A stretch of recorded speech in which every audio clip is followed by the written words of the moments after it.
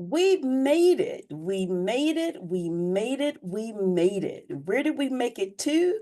We made it to negligence. I'm so excited. I'm always excited. I don't get out a lot, but I think this is going to be a lot of fun. And I think it's going to be a lot of fun because we've teased around it, we've talked about it, we've learned some of the terms of art. We've compared it to strict liability, and we've done some other things with it as we planned our destination to finally be here at the platform of negligence. And finally, we are here. This is video one. There's going to be a series of videos for the negligence module because there's 5 different elements for negligence. And there's 5 because I count actual cause and proximate cause as 2 different elements. But with that being said, let's not delay this launch. General introduction of negligence. Negligence is the cornerstone of modern tort law. It's the cornerstone of modern tort law because it serves as the primary basis for liability in most personal injury cases, and because at its core, it represents a balance between individual rights and responsibilities and societal expectation of reasonable care, right? That's a very fine line. It's a very delicate balance between individual rights and responsibilities and societal expectations of reasonable care. Now, negligence focuses on carelessness. Unlike the intentional torts, where they all had an element of intention, negligence focuses on carelessness. Again, unlike intentional torts, which requires proof of deliberate intentional wrongdoing, negligence focuses on carelessness. I think that's either the second or the third time that I've said it. So you should be making note. Negligence focuses on carelessness. When you are evaluating the hypotheticals, we are not looking for intent. We are looking for carelessness. How am I defining carelessness? I'm defining carelessness as the failure to exercise reasonable care in a stated set of circumstances. Negligence is focused on carelessness because most injuries and harms in modern society arise not from intentional misconduct, but from carelessness. What does negligence focus on? It focuses on carelessness. Now be mindful. Carelessness as the measure is fact driven. Carelessness as the measure is fact driven. So if we've said it once, we're going to say it exponentially 1,000,000 more times. The facts matter, right?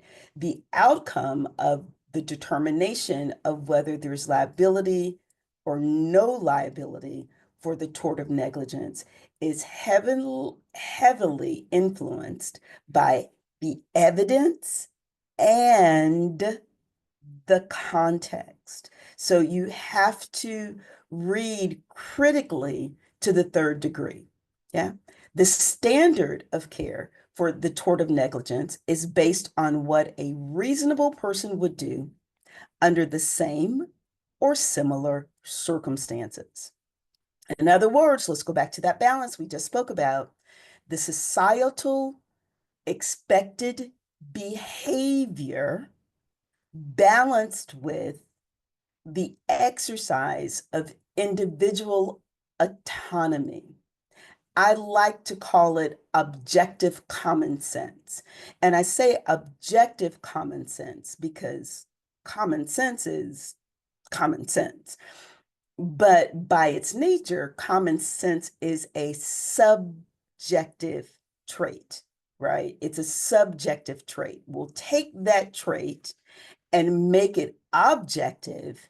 We are now creating a perspective of a reasonable person. And remember, the bar exam for common law states love torts and they love negligence. And part of the rule for negligence has to include same or similar circumstance at the end, because you're not comparing apples to apples in different circumstances, right? Because apples in different circumstances aren't going to be apples. You have to compare apples to apples, which means the circumstance that you are evaluating the defendant's behavior against has to be the same or similar as the circumstances for which the defendant is acting, behaving, or conducting themselves in. There are two fundamental purposes of negligence. One, compensation. Two, a formal mechanism to encourage safe behavior. Two fundamental purposes of negligence. And I'm repeating this and I'm slowing down because if you've had me, you know me. And if you know me, you understand that my experience as a litigator, my experience as a litigator between more jurors than I can remember, my experience in this profession, my experience as an academician, my experience as a human being on this earth is if you can make the data relative, what we're talking about now, the data is the information about negligence. If you can make that relative to where you sit, if you can make that relative to your experience, if it makes sense, you can oftentimes navigate your way through the most difficult of circumstances without being tethered to rote memorization. When you are in trial, if you are depending on rote memorization, the only guarantee is that something is going to go wrong. When you hear about the skill of lawyers being able to pivot on a dime, right? Being able to think quickly on your feet, that's not rote memorization. That's communicating something that is a part of your essence, because there's a part of your essence that relates. Yeah? All right. Two fundamental purposes of negligence: compensation. Who's getting compensated? Of course, the person who suffered the harm. And a formal mechanism to hopefully encourage safer behavior by holding individuals and entities accountable for failing to meet up. Just saw a typo, and because we're amongst friends, I'm going to take this opportunity to fix it. Oh, didn't mean to go back to the beginning, but that's always a good place to start. And we were there. Oh, we were right there, right? So two fundamental purposes: compensation and a formal mechanism to encourage safer behavior. Okay. Above all, negligence law is about balance. Balance. It seeks to hold wrongdoers accountable without making liability so broad that it stifles everyday activities. Now, at this juncture, again, if you know me, this is nothing new. At this juncture, we're going to take a brief detour. And it's a brief detour. Here's the detour. Negligence is born in common law principles. These common law principles are represented in the restatement of torts, second and third, and in statutes. When I reference common law principles, the term common law that I'm speaking to is historic in the legacy of the tradition of the rule of law. I don't mean that 37 or 42 or however many it is now states have signed up for the UBE as in common law. I mean, what is the legacy for which our rules are based, the historic legacy? There's two that are relevant to the United States. 49 of 50 states are common law states. 49 of 50 states are common law states. If you are in a common law state, and if you are conducting an analysis on negligence, what have I always said to you? Follow the statute. Follow the statute. Now, if there is not a statute, if you are in a common law state, one of the 49, you're going to look to the restatement for guidance. What you will not do in one of the 49 common law states is analyze negligence based upon a risk duty analysis. Only one state does that, and that's Louisiana. So if you are in a practice session, make sure that you understand what the rule of law is that's going to address the issue of negligence specifically, but also in general. Okay. If you are in a common law workshop, you will not hear the term risk duty analysis. That's not how 49 of the 50 states analyze, right? Common law states have their historical legacy of their rule of law in the British rule of law system, okay? Which is why a lot of the things that they say, we say, or we have a lot of their tools and resources, although we may have modified them to make them uniquely Western in nature, right? We didn't build this rule of law system. We inherited the rule of law system. The other state is Louisiana, that is not built on the British rule of law system. Its historical legacy for its rule of law is found in the Roman law and the Spanish law. Okay, so Roman law, Spanish law. When you're analyzing negligence, if you're in Louisiana, you're going to learn their risk duty analysis.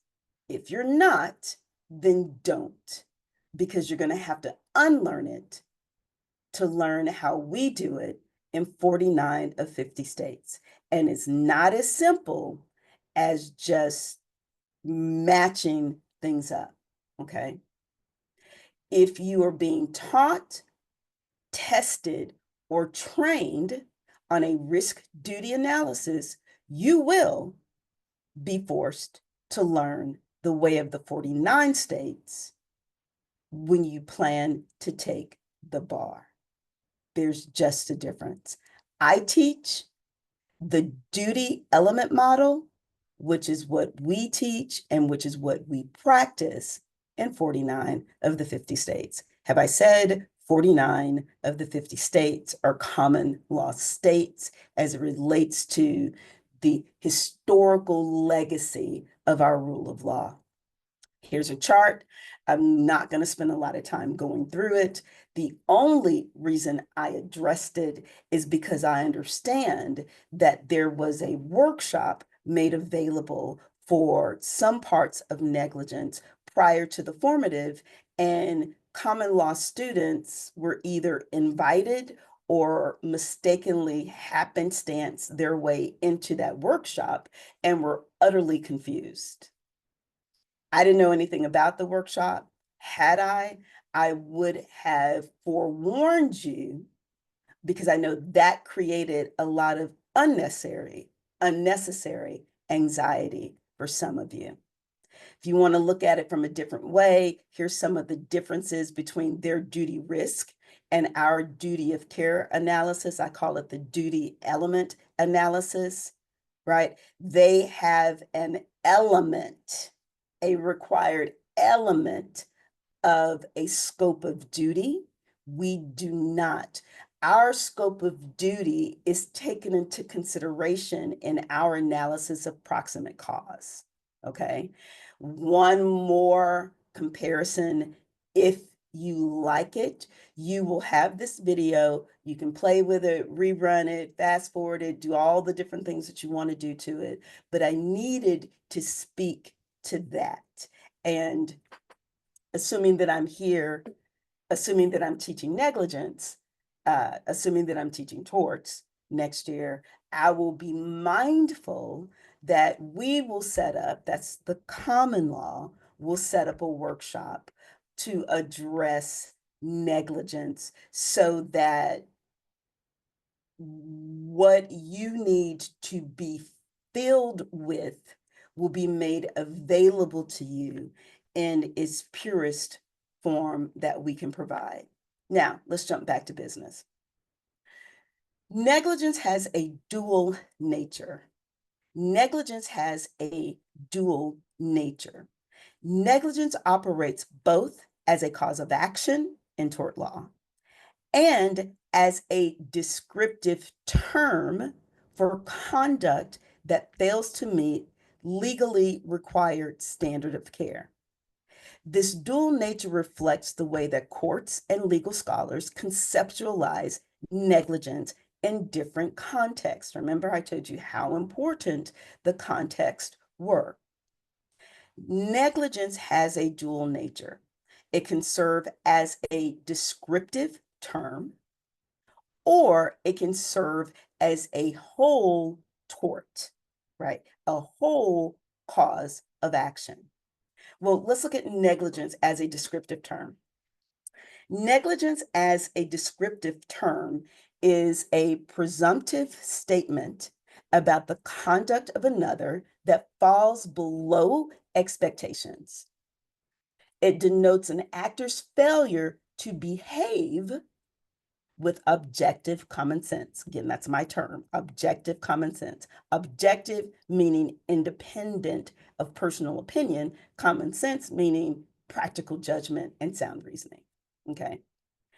Negligence as a description, negligence as a descriptive term is not a legal conclusion. It is not based on legal analysis. It does not involve elements of law. Example, if a driver briefly glances at their phone while driving, but does not cause an accident, their behavior may be negligent in a descriptive sense, but it does not constitute a tort, right? For instance, you're in the car, front seat, passenger, somebody's driving. While they're driving, they pull out their phone, they start texting. You say, oh my goodness, I can't believe how negligent you're driving, right? It's a descriptive term. You did not do a duty analysis. You did not go through the 5 elements. You did not take any evidence, right? It's a description. It's a descriptive term. Yeah. Here's another example.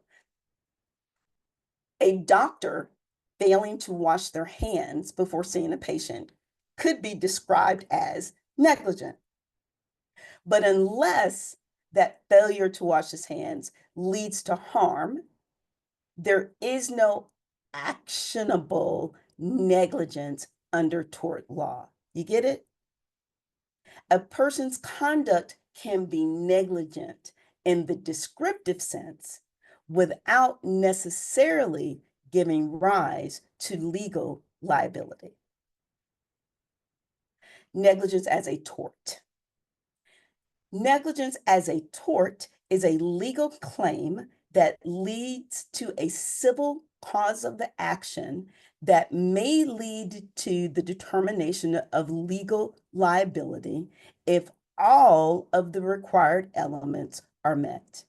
In other words, negligence as a tort is a civil cause of action that allows an injured party to seek compensation for those injuries against the person who caused the injury. To establish negligence as a tort, as a cause of action, the plaintiff must prove 5 distinct elements. Let's take a moment. Some scholars and practitioners say 4 elements. Some scholars and practitioners say 5 elements. Who is correct? Who is incorrect? Both. Here are the elements. This is a conjunctive rule. If we are trying to establish negligence as a tort, you must have all of the elements. Element 1, duty. Element 2, breach of the duty. Element 3, causation in fact, also known as actual cause. Element 4, proximate cause, that is the harm as a foreseeable result of the defendant's actions, right? Once the defendant has put the play in motion, is the harm one that can be anticipated? That's proximate cause and damages. That description named 5 distinct elements. The version where there's 4 distinct elements combines causation. Which way is the accurate ray? Both. Which way do I prefer? Either. Which way does your professor, if you're not one of my tort students, prefer? Ask them. And what are you going to do? You're going to give it to them as they ask you, because we all are in need of that level of respect, right? If they're asking you to do it one way, there's a reason for that. And you don't have to know the reason, and you don't have to understand the reason. Just do what the professor is asking you to do.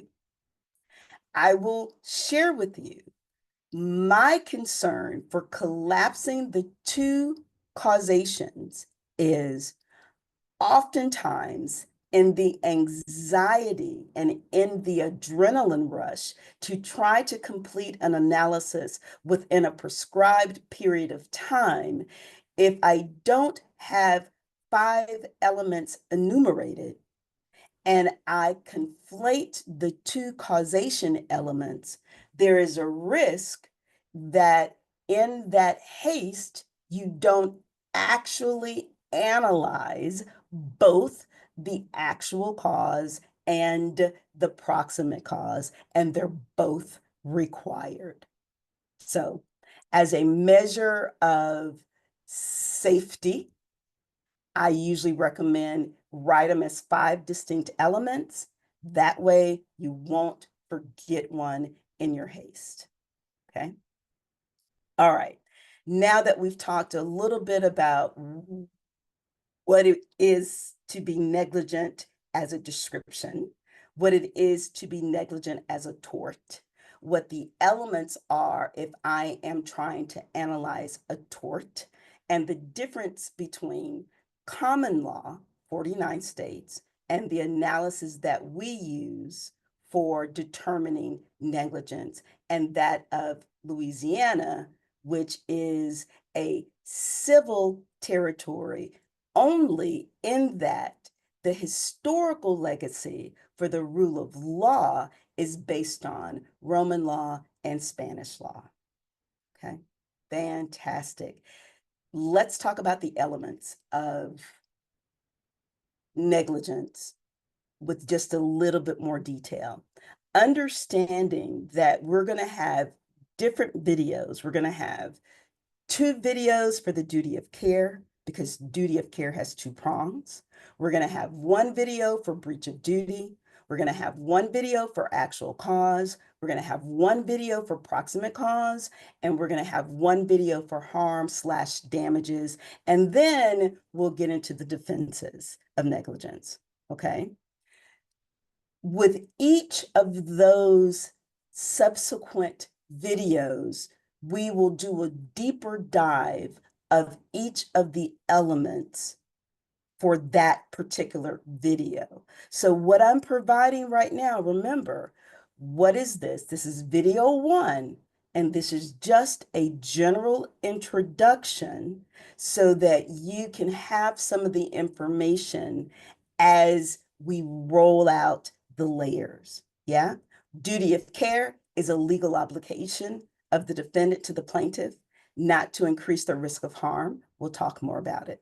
Breach of the duty of care is the defendant's conduct or behavior or actions when it falls below the expected standard. We'll talk more about that. Actual cause, also known as cause in fact, is where the defendant actually caused the plaintiff's injury. That is described as that is tested by either the but-for test or the substantial factor test. Proximate cause, also known as legal cause, this is where the harm is foreseeable, right, as a consequence of the defendant's actions, right? And harm is your injury. Those are the elements. Applicable restatements. Yeah, not going to get through them all. Not even going to try. This is your responsibility. If you are my student for torts, you know I hold to the word, because there's truth in the word. I hold to the rule of law. So if you are crafting a rule statement, I'm going to expect that that's based in the rule of law. I've given you a lot of restatement second of torts. I proofed them only a couple of times, which means what? Which means they're probably wrong. Yeah. So as I have always said to you as a practice note, don't rely on me. I'm just here guiding you through your journey. Don't ever rely on somebody else's word. I don't care who they are. I don't care if they wrote the statute or the restatement. Look it up for yourself. So that's my caveat. Look it up for yourself. Restatement second of torts, these are some of the restatements that are going to be relevant to our journey through negligence. 282, which defines negligence. 283, which defines the standard of conduct. 283A defines the standard of conduct for a child. 283B defines the standard of conduct for physical disability. 283C defines the standard of conduct of mental deficiency. And you will find, once we get to prong 2 of this duty analysis, that there is a whole host of standards of care that have their own restatement second designation. There is a whole host of standards of care. So I didn't even try to get them all, but I wanted to introduce you to a few. We've got 285, which tells you how to determine the standard, 286, 287, 293, 294 when we're talking about what the harm is, 299A when we talk about the duty of care for specialists, 323 when we talk about taking on voluntary undertaking, right? Race ipsa loquitur, that is going to be one of our evidentiary ways to prove breach once we get there. So become familiar with the restatement second.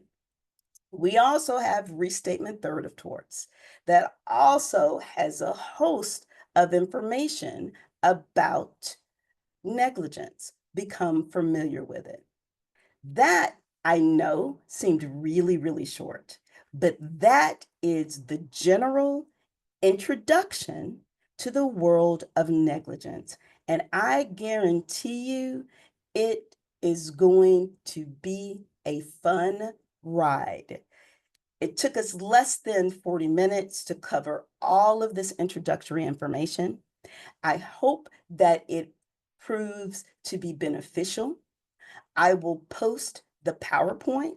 This is negligent notes for video one. Actually, it's going to say negligent PowerPoint for video one, general introduction. As soon as this video converts, in addition to the PowerPoint, I will post the link for this general introduction.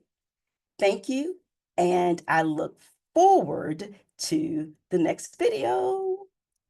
Have a great one.